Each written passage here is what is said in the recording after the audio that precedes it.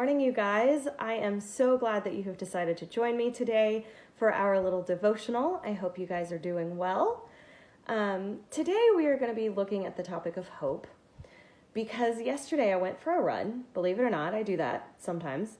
I went for a run and I ran past our little neighborhood library, and inside the library were these little painted rocks. A lot of little kids do these for like projects at home or whatever. They're just like regular rocks, but they're painted. And on this one particular rock, it said the word hope. And you can go on my Facebook page and see a picture of this rock that I found.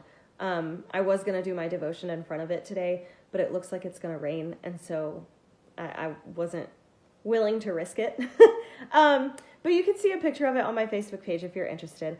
But this little rock that said the word hope on it really made me stop and think for a second about what hope means to everyone, to all people. Hope, obviously, we all know is the expectation of something. It could be something, someone, a situation, an actual thing. But it is an expectation. Now that whatever we are expecting can be different for each person, but this rock really made me stop and think about what is this expectation for us as Christians.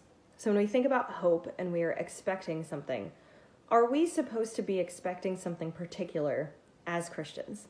And the answer is yes. I did a little bit of research and I looked up hope in the Bible. And it turns out that hope in the Bible refers to the confident expectation in God's promises. So that means it's kind of a fancy way of saying that as Christians, we expect whatever God has promised us is already happening, has happened, or will happen in the future.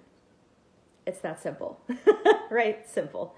As Christians, we have to have the confidence that God's promises will come true or are coming true. So what exactly does that mean? I mean, what has God promised us, right? I encourage you today to do a little research on that on your own, because I will tell you right now, there are a ton of promises in the Bible, and I am not going to list them all because that would take a really, really long time, and I'm pretty sure that you guys would log off by the time I finish, or before I finish. So I encourage you to go and look up what God's promises are in the Bible. I am going to share one with you as an example. God promises us that God will renew our strength when we feel weak. That's one promise.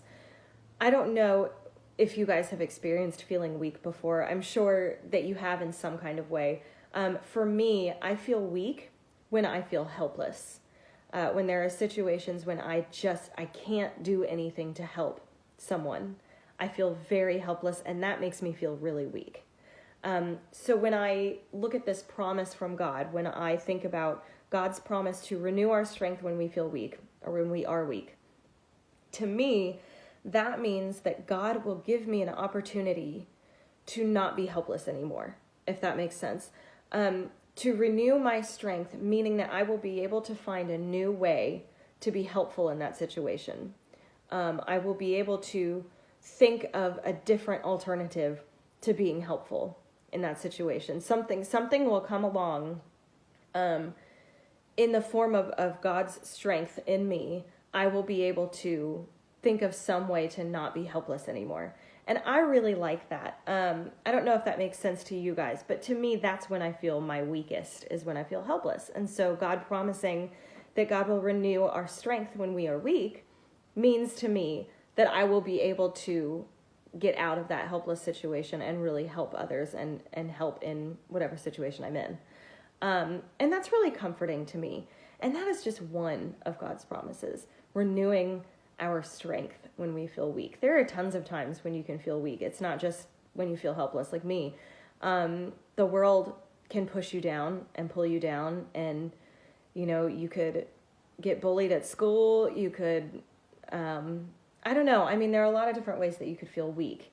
And for God to promise us that God will renew our strength in that, and that God will not keep us feeling weak, but will change that to us feeling strong and empowered, that is really cool. And that is just one promise.